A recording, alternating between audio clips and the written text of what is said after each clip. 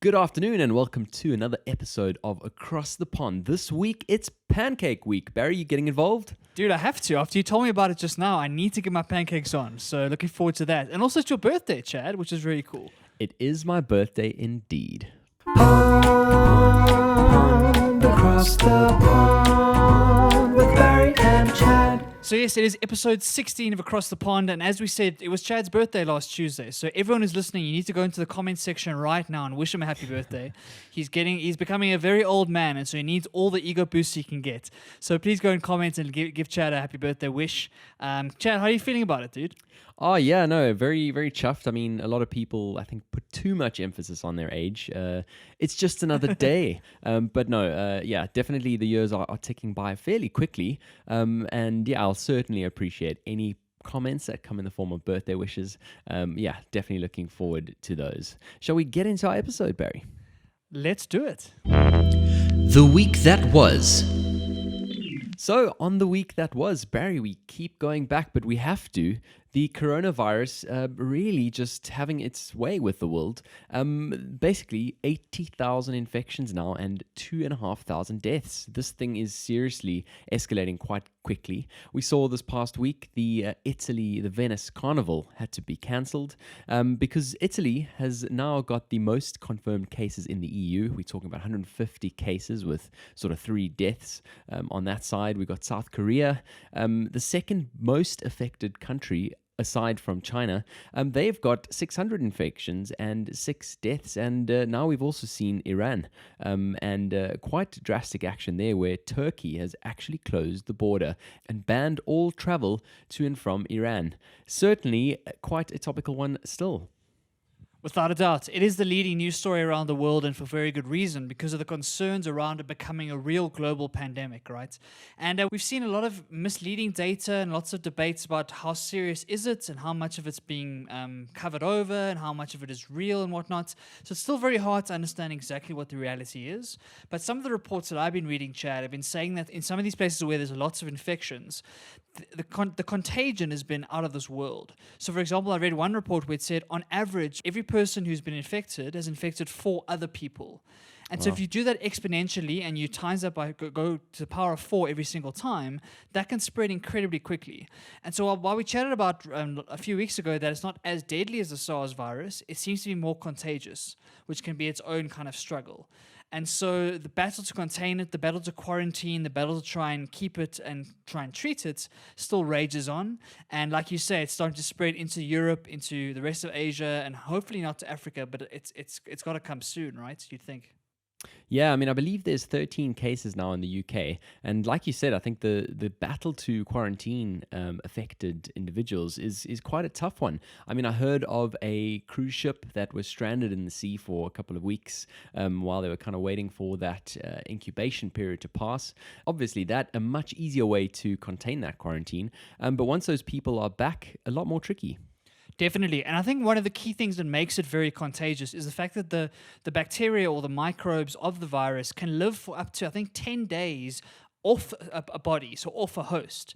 And so, for example, if an infected person puts a hand on a handrail and leaves the virus there, it can live for a few days for someone to pick it up afterwards. Wow. So it's not just human-to-human contact where it's being contagious, it's also just whatever they touch or whatever they cough on or whatever they sneeze on, etc.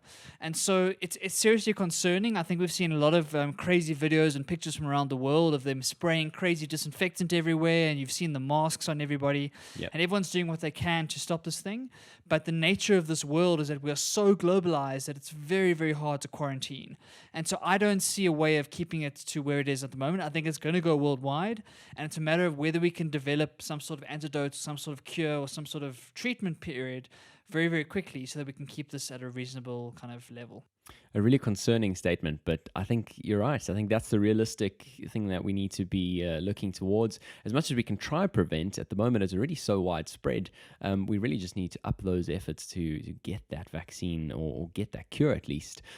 Just that fact that you mentioned about it being able to live on surfaces, this is the fascinating thing is as these weeks tick on by, this is kind of newish information. I mean, right at the beginning, we were kind of still learning how it reacts, still learning, how a person actually gets affected. And from episodes of podcasts that I listened way back then, a lot of people believed it was you had to cough directly in the face of the person you're infecting. And yeah, obviously knowledge is power. So now that we know this, hopefully we can make a bit of a difference. Yeah, that's what makes it so difficult, right? Is that these things are so different to each other. So because these viruses mutate over time and they evolve, it's taken a lot of time and effort for people to study this virus and figure out what are the various concerns and what are the characteristics of each virus. And so new information seems to come out on a daily basis about how this is affecting people, how people are trying to treat it, how people should be quarantined and how they shouldn't. Yeah. And so, like you say, knowledge is power, and the best scientists in the world are working on this day and night to try and give us the best chance possible to fight this. And now it actually comes down to like actual behavior from citizens around the world, right? So if you're in one of those affected areas, how do you get the best information that you can to protect yourself and protect your family, and do the best that you can to kind of read what the doctors are saying and then implement it in your own life and do your best to try and quarantine where you are. The problem comes when there's contradictory information, or when there's information that's hidden or misleading, and then it causes the outbreak to spread even faster. So we actually all need to pull together as the human race and decide, cool, what is the action plan going forward? What are the kinds of things we need to be doing in these major cities to ensure that we can keep it as small and as not dangerous as possible? Absolutely. Quite a monumental task, that. I mean, I see you mentioned here that Apple are starting to put in some contingency plans for their next flagship release. Tell us about that. Yeah, so one of the side effects of this is that most of the goods in the world are supplied from China, if we're honest with ourselves. Yeah. So when we think about electronics, we think about consumables, we think about anything with parts that needs to be mass-produced in factories. A lot of it comes from China and the surrounding areas. So there's been serious concerns about factories having to shut down or slow down production or close down completely because of the impact of the coronavirus. And so what's been happening is that supplies of electronics and parts and various goods and services are not making their way across to the US and to Europe and to the rest of the world. And that is putting a huge kind of bottleneck on supply of various things. So one example is the Apple thing. So Apple obviously are looking to launch the iPhone 12 in the next kind of year or so, and they're trying to plan what is the launch sequence going to look like, how are they going to supply all the millions of people who are going to buy the new phone. And if they can't guarantee that supply, it's really bad reputationally to try and launch it. So they are looking at contingency plans to try and move their suppliers outside of China, or try and find other ways to build and manufacture these new phones in a way that they can supply the huge global demand that there will be when the new iPhone comes out. And if they can't manage to do that, they might have to delay the launch, because otherwise they can't fulfill the orders and can't fulfill the demand. So it just shows how this has such a wide-ranging impact, more than just health, right? It impacts the economy, it impacts the finances, it impacts global trade, especially from China, because it's such a big player. Yeah. And so it's more than just people dying, it's the impact on the economy, on jobs, on the way that goods and services are transferred around the world. Absolutely. Yeah, definitely not something that we can ignore. Let's certainly keep an eye on it, and hopefully the World Health Organization will have some good news for us at some point. Moving on to the next one, I saw a little snapshot on your Instagram story. Never knew Barry was a boxing fan.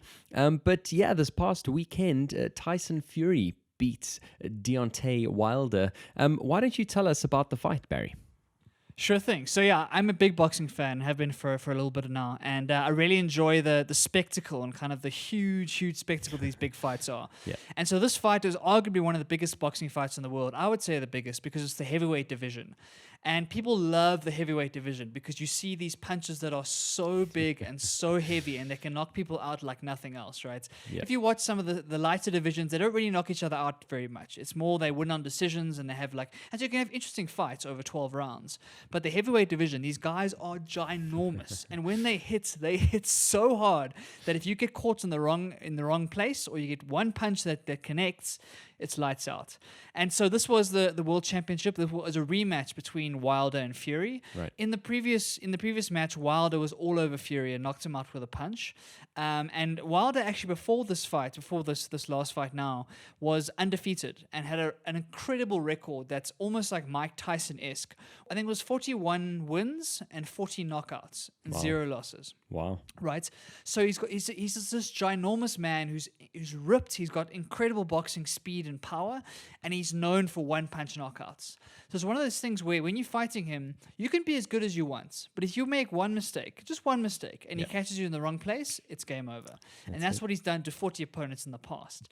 And so Tyson Fury is a very, very technical boxer. He's also a giant man, but not as powerful, but very, very technical, and actually the better boxer if you look at it on a technical perspective. And so the question was, would he be able to not make a mistake the whole fight and do what he needs to do to win that fight?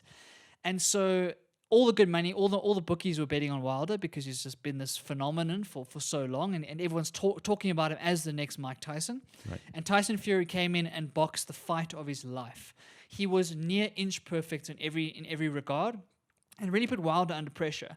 And as we started getting to the fourth and the fifth and the sixth rounds, Wilder you could start to see his confidence wane a little bit because he wasn't managing to connect with this guy, and he wasn't putting the pressure that he normally puts on his opponents. And Fury kept working him, and eventually won the fight in a very, very comprehensive fashion. So it was a huge upset for the world of boxing, for Deontay Wilder to have his first loss in his career, and Tyson Fury to prove himself as this incredible technical boxer. It's huge for the sport of boxing, and basically a new champion is born. Amazing. I mean, yeah, certainly, like you say, that big spectacle attracting prize money of roughly £20 million. Quite a big number for one night's work. Obviously, there's a lot more to it than that. From some of the articles that I was reading, I believe Fury's had quite a difficult past few years, coming under the load for some things that he said, and also suffering some personal things as well. So yeah, to come back from all of that and give a performance like this, I think quite an achievement. One of the things though in his winning speech that I believe he said, which shows quite a bit of humility as well, was that Deontay didn't give it up until the end. Apparently after the sixth round, it looked like that was going to be it, and he didn't expect him to get up again. So certainly nice to see in a sport that is so aggressive, a bit of positive things being said about the opponent as well. Without a doubt. And these two guys have got such a respect for each other because they respect each other's craft and they know how powerful each other are, right? And there was no animosity here. It was just a really, really good boxing match between two world-class fighters. And so it was great to see that afterwards. I think that they're going to fight many times in the future. Deontay Wilder is definitely not done. Like you said, he fights and he fights and he fights no matter what. And so this is going to be a significant blow to his ego, but he'll be back, don't worry. And he is a monster. So when he comes back, it's going to be an amazing fight. Everyone's already talking about round 3 because now they won one, so now we need the decider, obviously. Definitely. And so I think that £20 million price is going to go up for round 3, and we're in for a treat when we get to number 3.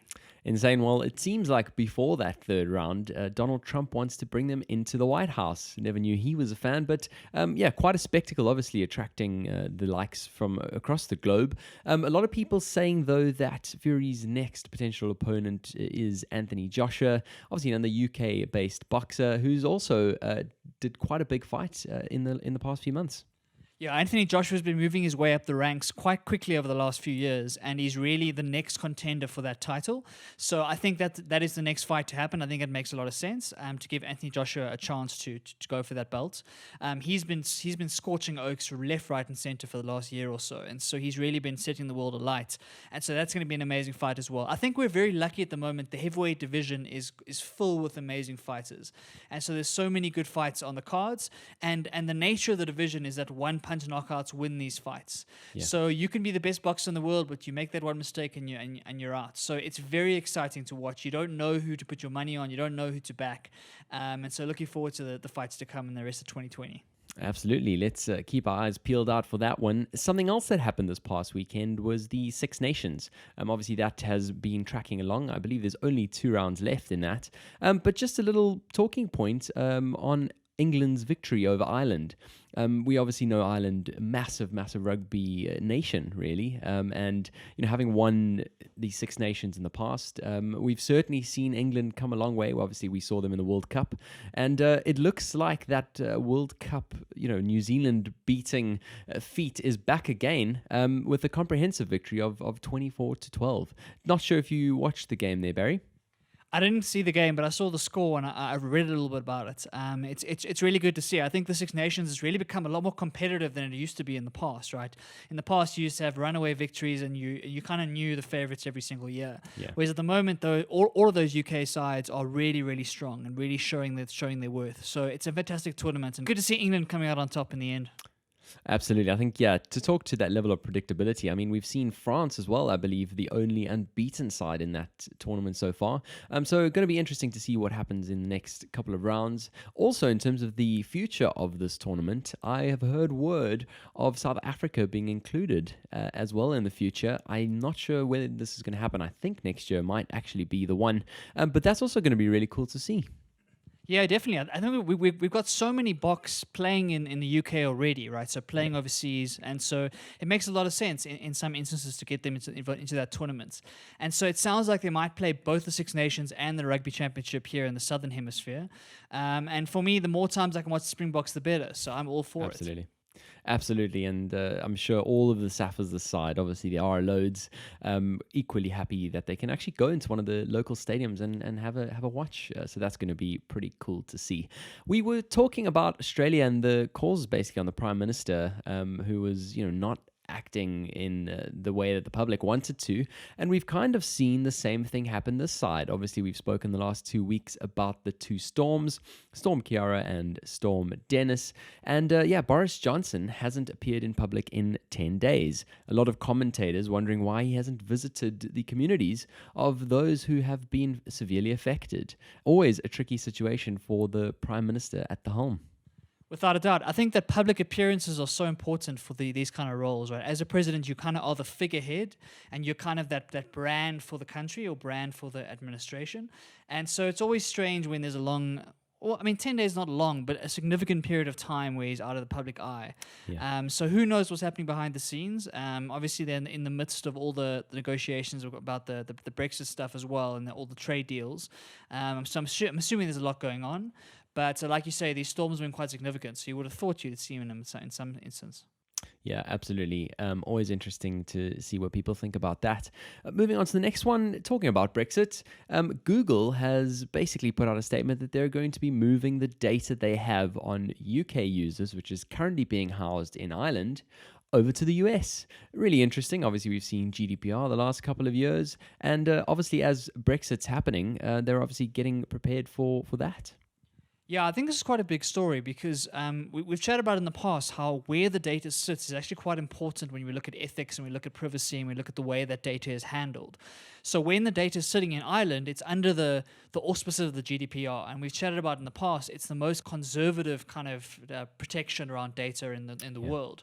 The GDPR has really gone out of its way to try and show itself as a protector of individual data. And so now moving it out of Ireland and back to California, which is kind of known as just the Wild West, right? We do whatever we want with the data. That's quite worrying for people in the UK themselves who wanted that control over their data. And so the reason that Google gave makes sense because if a trade deal is not struck between the UK and the EU in a way that protects data privacy, they might lose the ability to even move that data anyway. And so it's almost a preemptive strike to get it out of that jurisdiction quickly before anything happens with the trade deal. And then they can always put it back if a trade deal gets struck that makes sense.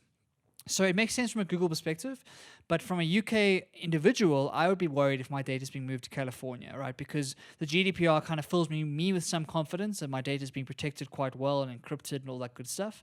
And California is a very different ball game. And it's a reminder again that the servers that host our data, the so-called cloud that we kind of think is just some ethereal thing, is actually a physical location, right? Definitely. So when we talk about the cloud, it's actually servers and computers sitting in warehouses. Yep. And where those warehouses sit is crucially important for politics, for economics, and for the protection of that data as a whole. Absolutely. I mean, I haven't really given this one too much thought. But yeah, as you say, off the bat, quite a worrying one, especially when you consider how much data Google has on you. I believe it's possible. I haven't tried it yet, but I was actually at an event the other day and chatting to a couple of people where you can actually type in Google, "What do you know about me?" and find out all the facts, which I think is pretty insane. It's terrifying. It's a terrifying thing to do. I really encourage everyone to do it because it'll give you a better sense of why this is such a serious topic and why it's so serious to know your privacy and understand how it's being used. because the amount of data they have is beyond your wildest dreams. And I remember when I found out about it, and I did it for myself, I found that there were a number of apps that I was using on my phone that were tracking my location at Right. like all times. And so I saw a list of all the places I'd been in the last Wow. week, like to the GPS coordinate. Wow. And that was just terrifying to see. So I thoroughly encourage everyone to go and do it and just get a sense and realize what kind of data is there about you. And then you can go and make tweaks and changes to your various apps and your various settings to try and force Google to not have that information.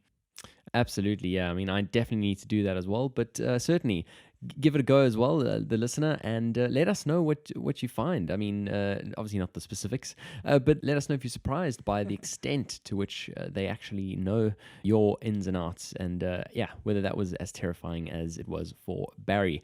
Moving on to the next one, we've been tracking the royals and Harry and Meghan, obviously deciding to go financially independent. Now they're kind of settled in Canada, it seems, for a little bit, and they've put out a statement. Barry has done a bit of a scan of the statement. What did you find?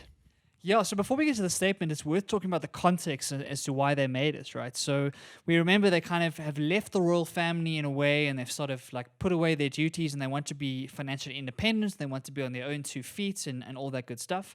And so there's been a bit of animosity between the royal family and Harry and Meghan, right? And so they've been trying to figure out what is this new transition period going to look like, and how are they going to engage on these various levels and various things.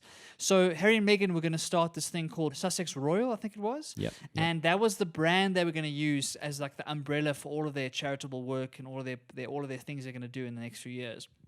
And the royal family came out and said, "Hold on a minute. If you're not one of us, you can't use the word royal." Yep. And so all the trademarks that they had filed, all the branding they'd done on the website, the Instagram handle, all of that stuff, they now can't use the word royal anymore. Yep. And so in response to this, they kind of come up with a statement. And so I'll run through a few of the things. The first piece is that all of these transitions, all of these changes are going to happen from spring 2020. That's kind of the date that they've set, or the period they've set as a transition period to get all the stuff on the way. They made it very clear that Harry still remains sixth in line to the throne. So the order Okay. of precedence as to who becomes the King or Queen of England has not changed. Right. So if something crazy goes wrong and he needs to like take over, he will go back and take over as far as it stands right now. They have agreed, Harry and Meghan have agreed to not use the brand Sussex Royal or any use of the word royal in any of their things.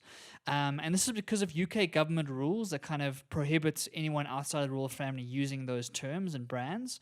And they even went above and beyond that to say that there's no legal reason that outside of the UK they couldn't use those terms, but they've decided they're not going to use it anyway. So they're going to respect that wish, and no matter where it is, outside of the UK, Canada especially, they're not going to use the word royal at all. And so they haven't come out and said what their new brand is going to be. We'll have to wait and see about that. But they're bowing to pressure from the royal family in that sense. And then the last thing, which I thought was quite interesting, was they made it very clear that they don't plan to start a foundation themselves, but instead plan to develop a new way to effect change and to complement efforts already being made by various foundations on a global basis. And I actually like this a lot because there are so many NPOs, there are so many foundations and causes and whatnot that are trying to do good in the world, and that's fantastic because you get these inspiring people who want to start something themselves and they want to go and make it happen. But what I find sometimes is that then you spray and pray, and you've got resources being spread across 100,000 different options and causes and foundations, and you wonder if some of those were consolidated and given more resources, could they do more good? Rather than competing with 100 other foundations that do exactly the same thing for the same cause. So Harry and Meghan have decided to rather than start their own thing with their own name, they're going to go and support existing foundations which are doing great work already. And so this makes a lot of sense for me, and I want to see more of this. I want to see more consolidation so that bigger organizations and bigger NPOs can have a bigger impact rather than trying to compete for the same donation dollars. I don't know what you think, Chad. Yeah, definitely. That definitely makes sense to me as well. I mean, if the core purpose is not for profit, the core purpose is to effect change in communities, why do they need to be separate entities doing the same thing? I completely agree with you there. In terms of just the general statement and this transition phase, there was obviously a lot of uncertainty when they announced that they were going to become financially independent. At least now we are able to see what this is actually going to look like. I find it interesting that they include in their statement that the name royal isn't specifically prohibited elsewhere in the world. Although, as you've said, they've used it in the context of we're going to respect the wishes of the family, I find it really interesting that they set up a base for which they could have actually appealed that. And a lot of people actually saying as well that they took a bit of a stab at some of the not so senior royals, Beatrice and Eugenie. These are royals who are able to have jobs, but are also able to undertake royal assignments. So although there's a lot of cooperation coming about, I do sense a bit of an undertone of hostility there. Don't you think? I think so too. And when I read it, I get the sense that lawyers have got all their fingers around these statements, right? It feels like lawyers have been involved to try and put them in a position where they can act differently in the future. And so as we've chatted about British poshness in the past, as how this passive aggressive nature is how people deal with conflict, and so I can almost feel that passive aggression in these statements going back and forth between the royal family and between Harry and Meghan themselves. And so I think that the media is running away with this and loving every minute of it because there's drama and they can talk about the various drama. I mean, I was reading one piece talking all about how they've analyzed the statement and they can spot the Americanisms in it, which means that Meghan wrote it and not Harry and yada, yada, yada. Oh, man. And so the British press are loving it. They're running away with it. But I definitely do sense some sort of animosity and some sort of conflict there, as to be expected, right? This is kind of an unprecedented move. And obviously it's quite, I don't think it was good for the royal family. So it's interesting to see what's going to happen going forward and whether they're going to stick to the kind of the representations they've made right now. Absolutely. Well, let's keep our eyes peeled for that one. Moving on to our next segment. Stuff I found interesting. All right, so the first thing on stuff I find interesting this week is about computer keyboards or keyboards in general. And I know this is not a super sexy topic, but I found it very, very interesting. So if you're sitting in front of a keyboard right now and you look down at your keyboard, what you'll see on the top of the letters is something called QWERTY. So QWERTY, right? And that is kind of the shorthand for the keyboard configuration that we have across the world. And what I mean by that is where are the letters placed on a keyboard? Right? So if you think about a keyboard, you can put the letters anywhere you want, right? But there's been this standard that's been built over the years because you want to be able to learn to type on one keyboard and then transfer that to another keyboard. You don't have to relearn every single time. And so the QWERTY keyboard has kind of become the world standard. And so I was reading a bit about it, and why it's become the world standard harks all the way back to typewriters, which was way before our time, Chad. but typewriters back in the day were like the precursors to keyboards, obviously. Yeah.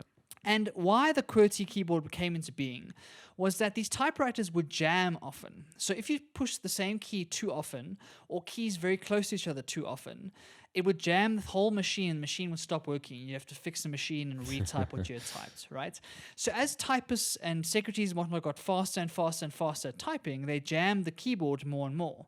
So the keyboard manufacturers had to fight this, right? So what they did was they developed this QWERTY keyboard, which basically puts the kind of letters that are commonly used together as far apart as possible.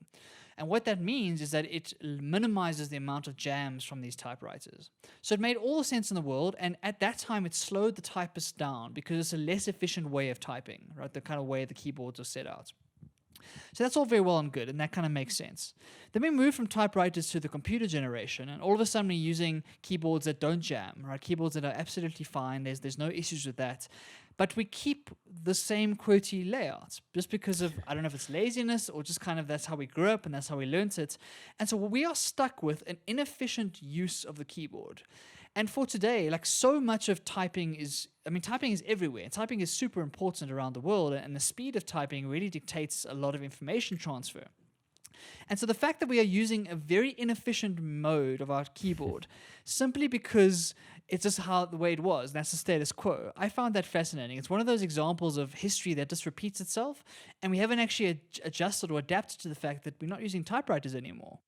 That is absolutely fascinating. It's something I haven't thought about. I mean, we've spoken about keyboards actually a surprising amount of time on this podcast already. I mean, I talk about the Apple MacBook and the butterfly keyboard, which did jam. But I completely get where you're coming from, Barry. We also spoken about keyboards that are in the future going to project something onto surfaces, or even not project, but actually pick up movement using a camera. And yeah, we haven't actually spoken about the basis upon which keyboards have been designed, and I find this fascinating. It's one of those where we really do need to stop and sort of ask the question, is it possible to change this? What is the period that we're going to have to live with a bit of change? And for the sake of civilization, should we just suck it up and do it? I mean, a lot of the times we're typing now on screens that would be able to dynamically change. And yeah, I certainly think if there is another more efficient manner, we should surely be doing that. I never thought QWERTY was particularly slow. Are you at that kind of lightning fast speeds that you find QWERTY slows you down? I'm definitely not, but maybe it could be faster, right? So Chad, I'm very happy to tell you I've got the answer to your problems. There is a more efficient keyboard layout. Amazing. Because we can do computer simulations on these things. The super nerds have developed a new layout, and they call it the Dvorak. So it's Dvorak. That's kind of the shorthand.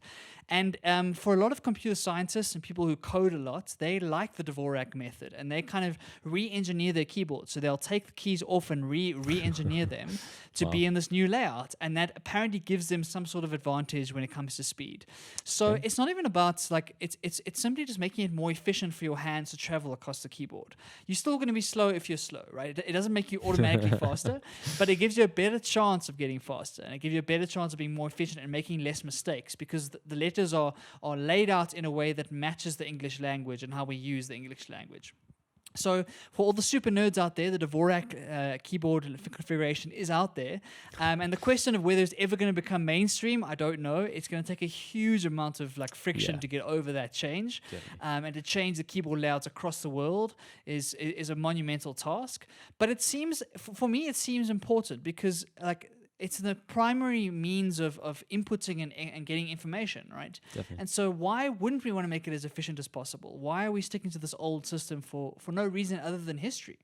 Yeah, absolutely fascinating. We'll have to soon see. I mean, like you said, currently people are, buying third-party configured type keyboards to get around this, and maybe that's not a bad way for us to edge in the right direction. Like we've seen with things in the past, if we put enough pressure on manufacturers, ultimately we drive the need. So I think it's really about getting that messaging out there, getting a couple of sort of demos out there, and yeah, certainly there's going to be a lot of mental work for us to make that shift. It's not going to be quite easy, but I think we can do it, so we probably should. Moving on to the next one, Barry, I looked at the picture that from this link that you inserted, and I can't believe it. Following the Cybertruck, this one certainly making a much bigger statement. I saw this picture and I couldn't not put it on the notes because it is absolutely wild. So basically what the picture is, so everyone who's listening, you need to go and look this up. It's basically the most powerful fire engine in the world.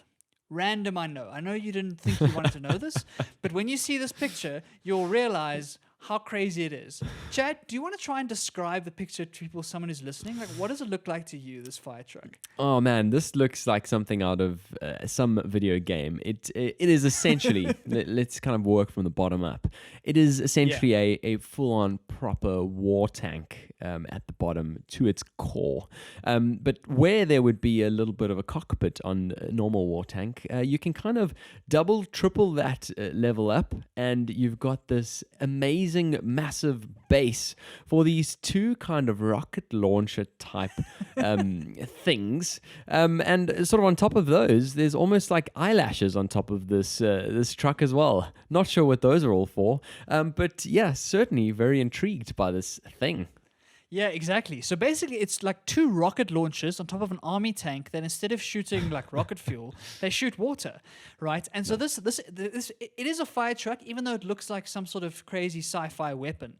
And what the fire truck is used to do is it's used to put out oil well fires, right? So I found it quite amusing when I was reading about it that if you were to actually try and use this in a normal situation, in a building or in an urban area, it actually might do more damage to the buildings than the actual fire because of how powerful this thing is, right? And to give you some perspective, it shoots out 832 liters of water per second. Oh my gosh. Per second. So the amount of power behind this water is crazy. And so it destroys buildings by itself. And basically what it's used for is, obviously there's very few of them in the world, and I think there's only about 6 or 7 in the world. And what it's used for is if there's an oil well that's exploded or some sort of oil-based fire, and those fires are raging and they're very, very difficult to put out, if not impossible without this kind of equipment, then you bring in this fire truck and you shoot like crazy amounts of water at this oil fire to try and shut it down. So it's a very, very specialized piece of equipment that was actually invented by accident. So we're chatting about it in like a military context, and that's exactly where it came from. It was a kind of a mistaken invention from a military context that is now being used to put out oil fires. And so it's a kind of picture that reminds you that there's a tool for everything, right? And the kind of scale of engineering in some of these things is absolutely crazy. Absolutely. I mean, the only thing that I'm thinking in terms of a question is if we think of the sort of traditional fire truck design, there's space for quite a big water tank. Where is that water tank? Looks to be a tiny one at the back, but that fails in comparison to the size of the actual rocket launchers. Where does this water come from? Yeah, I feel you, and I don't know the answer. My best guess would be you attach a huge water tank to this thing. Right. I don't know, but as it stands right now, yeah, you like I didn't think about that before. Like, where does the water actually come from, and how much water do you need to get up through those pipes in order to shoot out 800 and something liters per second? And so it really is a crazy piece of machinery, and I just had a good chuckle when I saw it because it's a weird machine. Oh, absolutely indeed. And I mean, on to our next topic. Basically, this one is one that the designers of that fire truck are clearly on the right side of. Basically, there's been a little stat come out that just 1 in 3 adults is doing the job that they dreamed of as a child. Now, I mean, if we think of what we dreamed of doing as children, I think a lot of the time these were kind of remote possibilities. So I'm quite surprised that that number is as high as it is, in fact, at all. But I mean, even if we talk about something that we dream of doing today in our current day self, this stat further adds that almost half of workers regret not chasing their dream. So your current daydream, whatever that is, almost half of the population is in regret for not chasing that. This, again, one of those discussions on practicality versus actual enjoyment. I mean, without a doubt. I mean, Chad, for example, my dream was always to design the biggest fire truck in the world. And I didn't follow that dream. And look what could have happened if I did follow that dream. It's a serious concern. I think a lot of the mental health struggles we've chatted about in the past also come down to this, right? Where people spending a large amount of time at work and a large portion of their life dedicated to work. And it's something that they don't actually either don't enjoy completely or it's not their number one passion. And it's that practicality that comes into play, right? Sometimes the kinds of dreams people have are 1 in a million things or once in a generation things. Right? When you want to be a rock star or a sportsman or a scientist or like these or an astronaut or those kinds of dreams, it's very, very difficult to do. Yeah. And often our dreams don't match up with our skills, right, or our talents. So I can dream as much as I want that I want to be the next LeBron James, but because I'm not 7 feet tall, I've got no shot, no matter how good I am, right? Yeah. And so I think it's kind of a part of growing up is getting from that childhood dream into like a more realistic adult dream. And are you willing to chase that adult dream? And so maybe the childhood dream doesn't make sense, but when you get more information, you get to know yourself a bit better, you get a better sense of what the world's about and what's actually realistic. Do you have the guts to chase something that's uncertain or to chase something that is difficult? And or do you kind of take the stable path because it's easier and it's safer and it's less risky? And I, for one, believe that more people need to be chasing that uncertain path. I'm trying to do it myself, and it's hard. It's incredibly difficult because you go through these ups and and downs, and you don't know what you're doing, and your friends ask you what you're trying to do, and it's hard to explain sometimes. But that is for me where joy and fulfillment comes from. And if we're not willing to chase those, I think we're going to regret it later in life. Definitely. I mean, it makes sense. It makes complete sense. If you're on your deathbed looking back and, everyone is always at a stage where there's, a left or a right choice, and you kind of have to pick the one. The majority of the time, the bulk of people pick the safe and, as you say, reliable option.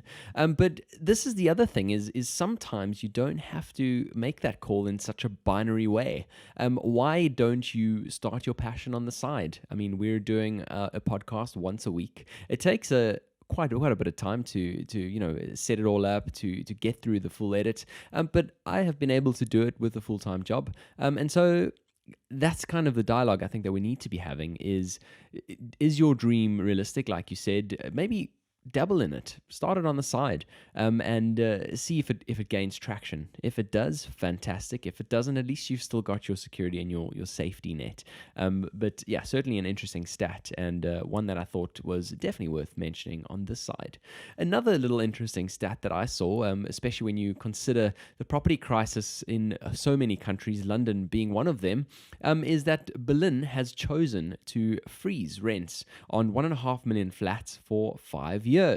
They have essentially just gone on a revolt to stop prices rising, because this has been one of the deterring factors for people going into some of these big cities, and often means they have to live quite further out. And when you actually add in the commute costs for some of these out of city distances, you actually may as well be staying dead in the center. Quite a bold move for me, and landlords obviously not too happy about this one.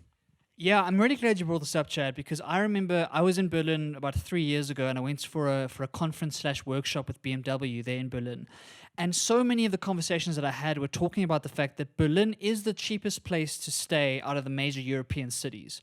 So if you're comparing it to London, to Paris, to the various other major European cities, Berlin is the most affordable for someone coming in to live. And it's through policies like this, which attempt to try and make the city livable and not let the prices get out of hand like it has done across the world, Tokyo, San Francisco, London, etc. And what that does, hopefully, and what Berlin hopes it does, and Germany hopes it does, is it attracts young people who want to go and innovate and want to go and do something in the world. They'll go to Berlin because they can afford to live there, and they can live, as you say, close by the city center, where all the smart people are, where all the things are happening, and they can really make a difference. And so the culture of entrepreneurship in Berlin, I found, was amazing, because you got people there who don't have crazy amounts of money behind their name. It's not like self-selecting for rich people. It's selecting for people who have a dream, have an idea, have a startup they want to start, have something they want to do in the city. And when they look at the options in Europe, Berlin is the number one choice, because they can have so much more runway there. And so while the landlords are probably not happy, and you wonder what it does for city planning and for the value of Berlin as a city, for entrepreneurship and for startups and for young people, it really is amazing, because it gives them an alternative to living in Paris or into London or et cetera, et cetera. Absolutely. I mean, I think, like you said, a move that some of the other big cities need to take note on. Obviously, in London, there is affordable housing, and within every new development, there's a certain proportion of that development that needs to be set aside for affordable housing. But is affordable housing even affordable? It's really, really insanely expensive living in London. And I suppose the only other thing is to improve the transport links from some of the outside areas. So we've certainly seen in the last couple of weeks a little bit more talk on HS2, which is the Crossrail project. That's a project that was supposed to be completed, I think, last year even, and is significantly delayed. But one of those really, really quick railway that can take you from really far out on the east side of London all the way to outside on the west side. And so I think it's investments like these that really need to come into play, and quickly. Definitely, I think London is having that struggle, like you say. It's not just the housing; it's all the cost of living there. It's the food, it's the transport, it's the kind of everything that comes into play if you want to try and live in London. And that's where Berlin is getting it right. Like I think Berlin is a very, very underrated city when you think about it. It's very well located. It's got amazing governance, and it's cheap. Well, not cheap if you think about it from a South African perspective, but cheap in a European context, right? Yeah. And so I think a lot of these big cities are having to deal with this fact now, how things are being gentrified, and the prices are going up and up and up and up. How do you ensure a livable kind of situation for people who aren't just wealthy? How do you make sure there's enough diversity in class, in race, in background, in wealth, to ensure you have a diverse society that really is a cultural melting pot rather than just like privileging the ones that have the money? Definitely. That's, I mean, definitely the way for us to make some progress. Let's move on to the next segment. Looking ahead. So it seems like the last few weeks we've got mini medical degrees because we've just been talking about medical things, and it's absolutely fascinating. But let's look ahead, Barry.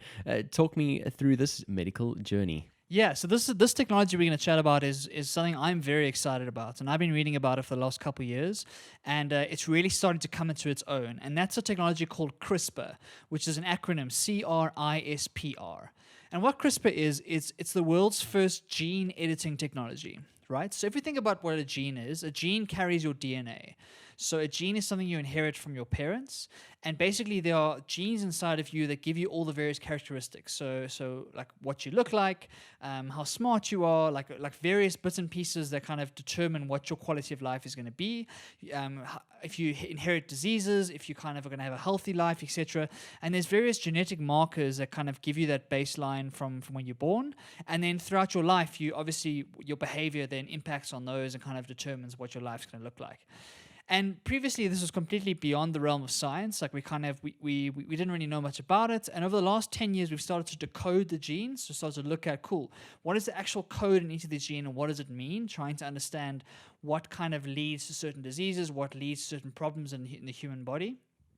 And in the last, I would say 4 or 5 years, this CRISPR technology has come into play, and scientists under a microscope have been able to then go into the genes themselves and snip pieces out. So either removing pieces completely, adding in new pieces of genes, or editing the actual pieces themselves. And what this does is, it's crazy. It gives you the opportunity to then edit the human body, basically, and change the way the human body functions. It is a crazy sci-fi idea that's becoming real very, very fast, right? And so we're going to leave the China discussion aside because there's huge concerns about what China is going to do with this. But for the most of the Western world, they are now using this CRISPR technology to try and test new cures and new ways to cure diseases. And so I saw this news story. I thought we should talk about it. There's been a brand new study coming out of the University of Illinois, and what they've managed to do is manage to slow down a disease called ALS in mice, right? So ALS is a terrible disease. It's debilitating, it's fatal, it's a neurological disease that impacts a lot of humans around the world, and there are very few treatment options. It's one of those diseases where you manage it as best you can, but ultimately there's no real cure for it. And what these guys at the University of Illinois have shown is that they can deactivate a gene that is relevant for ALS. And by deactivating in mice, they've seen a marked slowdown in the progress of the disease. So giving the mice a lot more of healthy life before the disease takes over. So it's an example of how this gene editing can be used going forward. And if this kind of potential comes into play, Chad, what can happen is that by editing those genes, you then decrease the amount of hereditary disease you're going to give to your offspring. Yep. So if we could try and fix it at one generation, it can have huge exponential effects for future generations by maybe removing that disease completely from the pool. So I think it's fascinating. Absolutely. I've seen CRISPR in the past few weeks. I know we spoke about a documentary series on Netflix, and this was one of them, actually. And I think, like you said, there's certainly some benefits here. But the question is always ethics when it comes to these kinds of things, because as the human species, aside from just removing ailments and, removing genes that are subject to some diseases, sort of the next step is to try and perfect some other pieces of us, and that's always the real tricky ethical question to ask. And so yeah, I think it's certainly going to be something to watch in the next couple of years. We haven't really seen any cases of this actually happening yet. I don't even know if it's legal in the human species as yet, but certainly an area to watch. Yeah, and that's how I came into this discussion, was through the ethical pathway. So chatting about legality, in the Western world, a lot of governments have kind of banned the use of it in humans for now. And so all of the tracking, all the testing is being done in animals to try and get a sense of what we're doing. But as always, China has gone a different route, and there are serious rumors that China are using it on embryos, on human embryos, Wow. which, if true, would be a serious breach of a lot of international standards around ethics. Like you say, this is a huge deal to be messing around with genetic compounds inside a human body. And so while there's no proof yet, there's been serious rumors about China and their misgivings in this sense. But for the moment, we don't know what we're doing yet, right? This is brand new. We're still trying to figure it out. And a lot of these things, they seem like silver bullets. They seem like magic. Imagine we take out the gene for AIDS or the gene for cancer, whatever the story is. What we don't know is, by taking out that gene, what are the side effects, right? What do we then create, or what do we then develop in that human being? Genes are not simply like A, B, C equals cancer. It doesn't work like that. All of these things are interrelated and interdependent, and they're so difficult to understand what they do in the human body. So we're very far away from human trials in the Western world, and certainly in the ethical world. But the technology is so powerful that I'm very sure there's scientists around the world who are trying to figure it out in a human setting, and that terrifies me.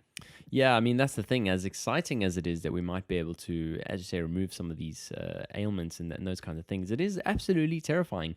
I mean, like you say, a mouse is not a human, and so all of those kind of side effects that we may face are impossible to test. And I mean, how are we going to actually do this?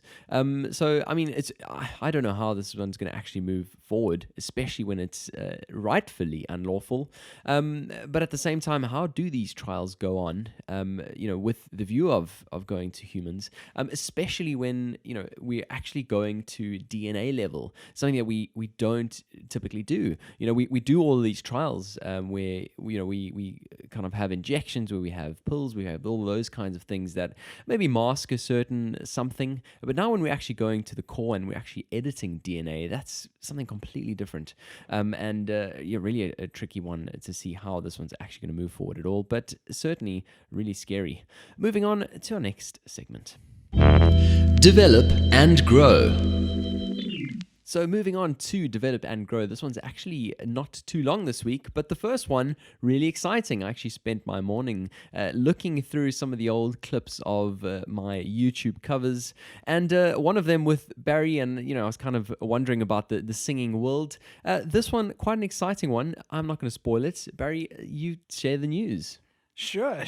So yeah, like we've been chatting about Chad offline, I've been looking for ways to bring music back into my life, and I really miss singing. And so through my good friend Natalie, so thank you Natalie for getting me into this, I've finally joined a choir, and I've joined a choir that's quite a prominent choir here in Johannesburg called the Johannesburg Symphony Choir. And I'm very, very excited about it. It's one of the top choirs in the country even. And so I was very nervous when I auditioned, and it was a very, very tough audition because I haven't sung properly in a long time. Like I've done covers and whatnot, but it's not as like serious and intense as these kind of auditions. Definitely. And so I went to an audition for the symphony choir, and somehow they let me in, so that's amazing. And so I'm very excited. I've been to about 3 or 4 rehearsals. We are preparing for our first concerts on Good Friday, coming out in mid-April. Amazing. And so it's really been a fantastic experience for me to practice really, really difficult singing. For those who don't know, symphony choirs don't sing like Justin Bieber or the popular music, right? They sing a lot of classical music and the classics from a long time ago, and these intense, difficult pieces. And so for me, it's an opportunity to test myself and to try and get my singing a bit better, and also to grow an appreciation for some of this music. Yeah. Classical music is something I've always wanted to get into because I think there's so much beauty there and there's so much amazing stuff in classical music. But I've never really had an opportunity to really dig in and kind of be a bit nerdy about it and try and understand, why do people appreciate this? Why is Mozart good? Or why is Beethoven good? Yeah. And so hopefully this experience is going to give me the chance to grow this appreciation and to improve myself. So I'm very excited, Chad. That's absolutely amazing news, and I'm really excited to hear about it. Really keen to hear about all the actual performances and how those track on. When I did those covers with Barry, it was very, very clear that he was a tenor. I, in my musical production days, certainly at my high school, was always a baritone. And so when you kind of see that sort of range that Barry has, I'm really glad it's being put to good use now. And yeah, we'll certainly see how that tracks on. I've always been intrigued by these types of choirs, at how difficult really it is to take a different line. Obviously, as the tenor, sometimes you'll be taking the lead line in terms of the lead melodic line, but when it comes to those harmonizing pieces, really tricky to make sure you stay on track.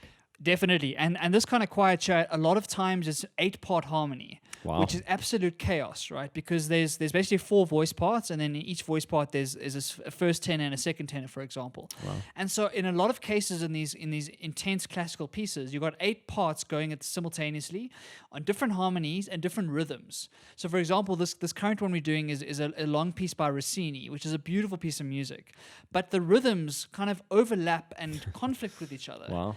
And so it takes so much concentration for me to sit there and try and follow what I'm doing, because I'm very rusty about reading sheet music, and so it's taking a lot of concentration to understand. Cool, where am I in the piece? How do I keep up, and how do I make sure I'm singing the right note at the right time?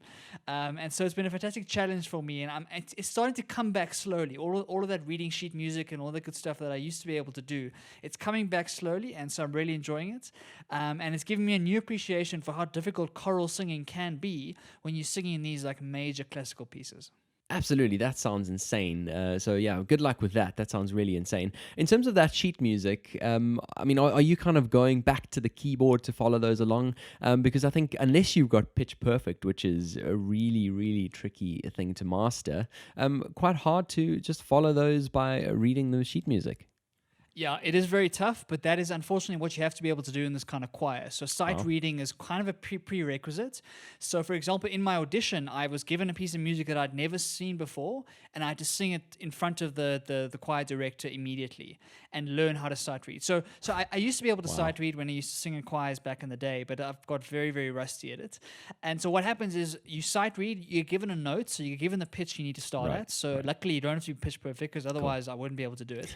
But you given the pitch to start, and you understand what key it's in, and then you've got a sight read as it goes on. And so what I found most amazing, my first rehearsal, we sat down and we got given a new piece of music, and we kind of just started like playing it. Like he just started playing it. Everyone started singing in 4-part harmony, and I was like, "What is going on? Have you guys been practicing without me?" And it's like, no, these guys are so good. They can just pick up a sheet of music and just sing it immediately. And so obviously there's mistakes and whatnot, but the ability to sight read and go from the beginning means that even in the first rehearsal, it sounded insane. And so that's what makes me so excited about it, is that my sight readings will get better and better and better. And ideally, you get to a stage where you can pick up any sheet of music, get given the key, and you're able to sing a sort of a version of it. And then you tweak and you fine tune, you make it good from there. That is absolutely amazing. That's super inspiring. I'm quite keen to actually start learning a bit more of the musical theory and stuff when hearing about that, because I've always kind of just been on the other side, on the simple side, where you kind of learn stuff on YouTube and you're able to replay something without being able to actually genuinely interact with it on the spot. And so that's really inspiring, and I'm keen to get back into it and do some learning in that space. Without a doubt. And one more thing I wanted to add about the learning is that what's really cool is that I think I'm the youngest person there, and Awesome. I'm a good 20 years underneath the average age, Wow. which is quite a strange experience. But what it means is I get to learn from people who've been in this choir for 20 something years. The guy next to me, for example, has been in the Johannesburg Symphony Choir for 24 years now. Wow. And so he knows this thing backwards, and he understands exactly how this works. And so I'm just looking forward to learning as much as I can from people who've been there for a long, long time and have a lot of experience. And it's something I'm very excited about, as you could hear. Well, that's awesome. I mean, you kind of didn't pick to go the Toastmasters route. I thought you had too much on your plate, but you kind of just wanted to add a little something else on the side. So that's cool to see indeed. Moving on to the next topic, definitely not as exciting as the previous, but it was really just this call for clutter that we live in our lives. Now, I subscribe to Barry's blog, and he mentioned just about curation and the amount of media that just flows past our faces every single day, every single minute, and really just this call for us to actually narrow down the things that actually matter most to us, and kind of slow it down a little bit. So I certainly started this week by going through my emails and looking at the ones that I actually want to see. Hitting unsubscribe, there's nothing wrong with doing that. Hitting unsubscribe, and like we've spoken about in previous times, kind of try and think more specifically and more purposefully about what it is you want to consume, when you want to consume it, rather than just being this open sponge with which anyone can throw anything at you and you're expected to consume it. Don't you think this is quite an important one in today's day and age? I think it's crucial, and I've written about it and talked about it in the past, that the kind of focus that we have is our most important resource. Like, your attention is your most important resource. And digital clutter is very pernicious in today's day and age, because it's not like physical clutter. If your desk is full of stuff and you can see it's like messy and whatnot, and it's a trigger in your head to understand, cool, I can clear this up and feel better about it, so I can make sure I'm more organized, or whatever the story is. So physical clutter is easier to deal with than digital clutter, because it doesn't seem wrong to have 1,000 emails sitting in your inbox, because it doesn't take up any space, it doesn't worry you. But the problem is your actual attention, your focus is being spread across 1,000 different things. And so it's very important for us to think carefully about what information we consume on a daily basis, and is that serving our interests? So, for example, there's a lot of things you might sign up for an email newsletter for some reason, for now, but 3 years down the line, you're still receiving those emails, even though you're not getting any more value from them anymore. And so it's important to do like a regular kind of checkup on your stuff. And like you say, Chad, go through your various subscriptions and take away all the stuff that doesn't add value. Yep. There's no need to be subscribed to things that don't add value. Even if it's your friend's blog, even if it's your friend's stuff, it doesn't matter, right? Only subscribe to the things that are actually adding value to your life, and you'll have a much, much more clearer mind, and you'll be able to do the important things more so than the urgent things. I mean, definitely. So I was certainly speaking on the digital space, but having moved to a new flat as well in the past couple of weeks, the physical side becoming quite apparent as well. And it's weird that we wait for a type of move where we now have a limited amount of space and have to actually make a considerate decision on what it is that we're keeping and what we need, what we don't need, and why we can't actually do that on a regular basis, kind of like your typical spring clean, where you actually pick things out, decide how long you've had it, how frequently you use it, and like you say, whether it adds value. And I think that kind of as a blanket rule for everything we own and for everything we consume on the other side is an important one. And like you said, it's easy enough to look at things on your desk. But for me, I might be a little bit OCD, but it completely clouds my thinking. When I've got things not in the right place, when things are just all over the place, I'm just not as well functioning of a human being. And so I think we need to spend a little bit more time on an ongoing basis to clear out the stuff that we don't need. We actually really have so much stuff that we don't need. Definitely. And I think it's worth noting, Chad, kind of the people that have influenced my thinking on this are two guys called Ryan Nicodemus and Joshua Fields Milburn. And they run a site called theminimalists.com. And so they talk a lot about this. And most of my thinking around this topic comes from them. So they've got a podcast, a blog, and a bunch of books, which are all amazing. So for anyone who's struggling with this or wants to read more about it or get a sense of what we're talking about, I think The Minimalist is a great place to start. Amazing. Always good to throw a new resource out there. Maybe we need to do a bit of a review on some of the stuff in future episodes. So yeah, keep your eyes posted for that. Let's move on to our next insert. What's on your mind? So we're back to What's on Your Mind. We have to encourage you to please send through questions, and if you can, send through voice notes. We love hearing from you. This is, kind of two-way communication. We don't want to just be throwing stuff at you. Let us know what you're thinking. Let us know what's on your mind as well, and we can kind of have a bit of banter about it on the podcast. So today's question comes through from Michaela. We've got a voice note for this one. Thanks for your question. Hey guys, thanks so much for a great podcast. This is a question from a fellow South African and is directed at Chad in particular. What advice would you give fellow South Africans, young couples, young families who are considering immigrating themselves? I know you're an expat living in the UK, and I'd love your thoughts and advice on what you'd sort of advise young people who are thinking of making that move. And with the current undertone of the political situation in South Africa, I'd love to know what you and Barry are thinking about, what your thoughts are on that. Yeah, thanks so much, guys. Awesome. Thanks so much for your question, Michaela. And this one, not a new topic on our podcast. We've spoken about this a couple of times in different contexts. And I think the reason for it is because it is so topical at the moment. And, a lot of youngsters looking to move abroad. So in terms of advice, yeah, let's certainly delve into that in the first place. I think, obviously, the first thing is pick a spot. This, seems obvious, but I think a lot of people just kind of go to the place that's easiest to get into and then find them not enjoying being there.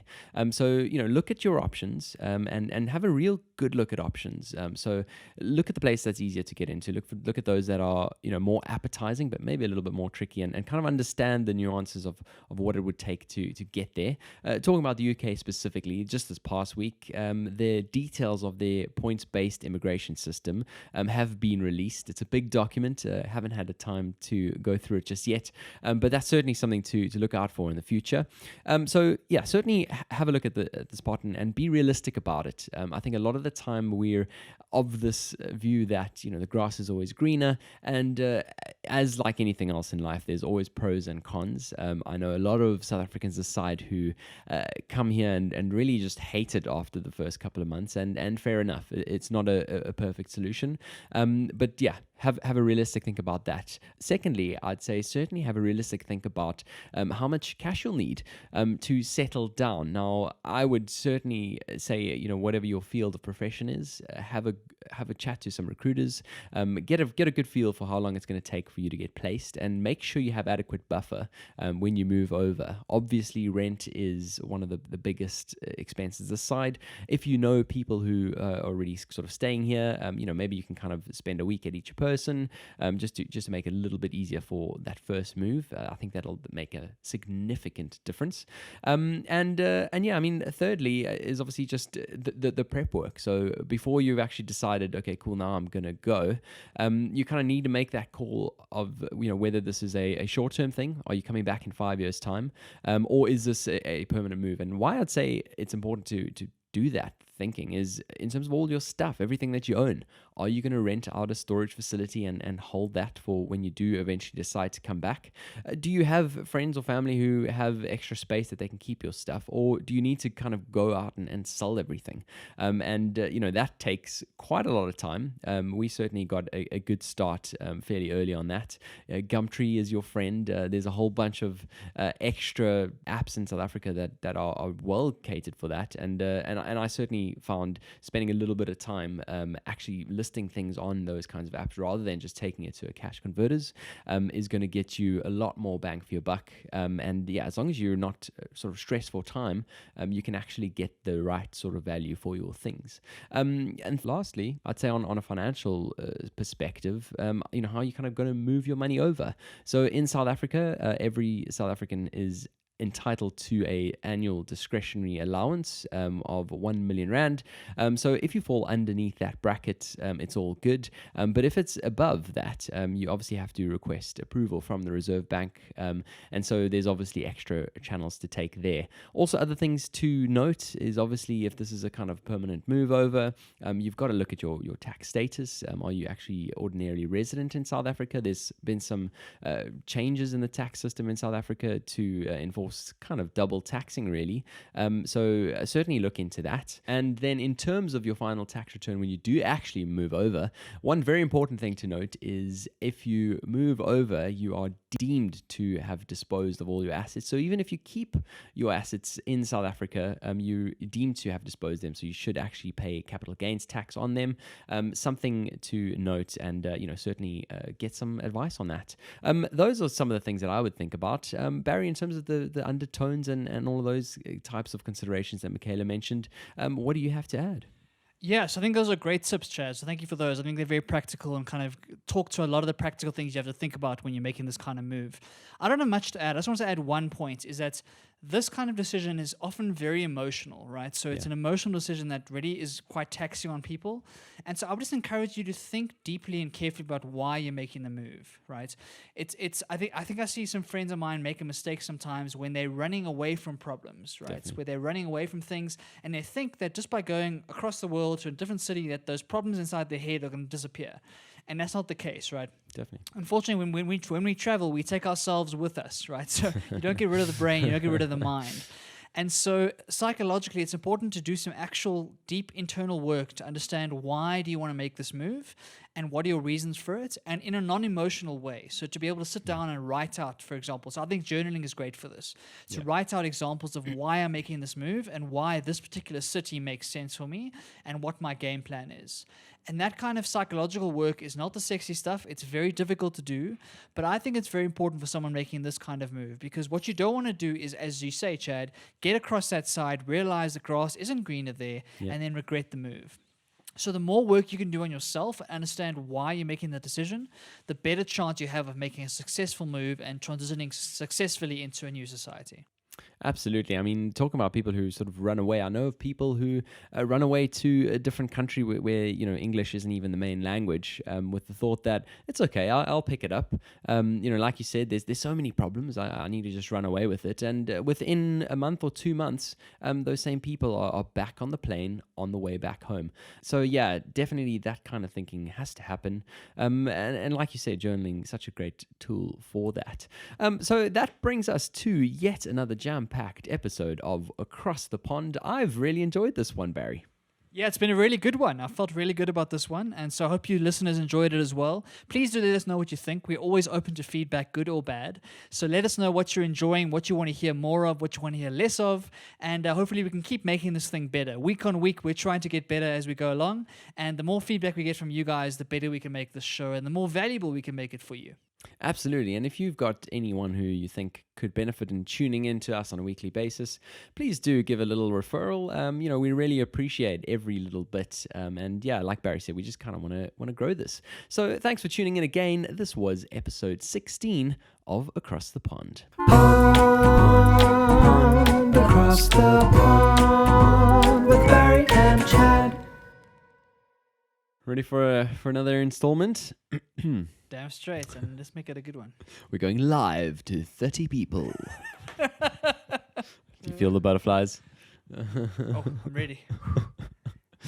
It is my birthday indeed, coming up on Tuesday. So, it is my birthday indeed. This past... Oh, no.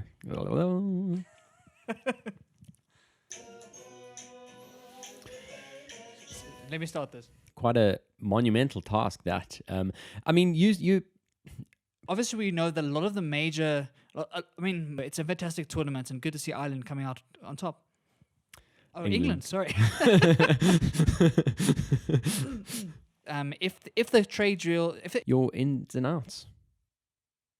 I think you were going Without to say a doubt. something. Sorry, I thought you were going to... Okay, cool. No. Cool. Although as you said, they've kind of less senior royals. Beatrice and what's her sister's name? Hold on. Sundar Pichai. Passive aggressive nature comes... No. Like you said, a mouse is not a human, and sorry. That is correct. A mouse is not a human. Fact.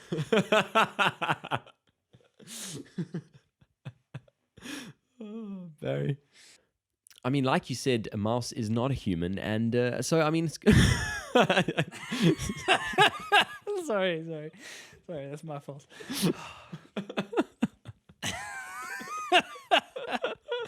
I'm gonna keep saying it. I'm gonna keep saying Sherlock it. Holmes over here. Sherlock Holmes over here.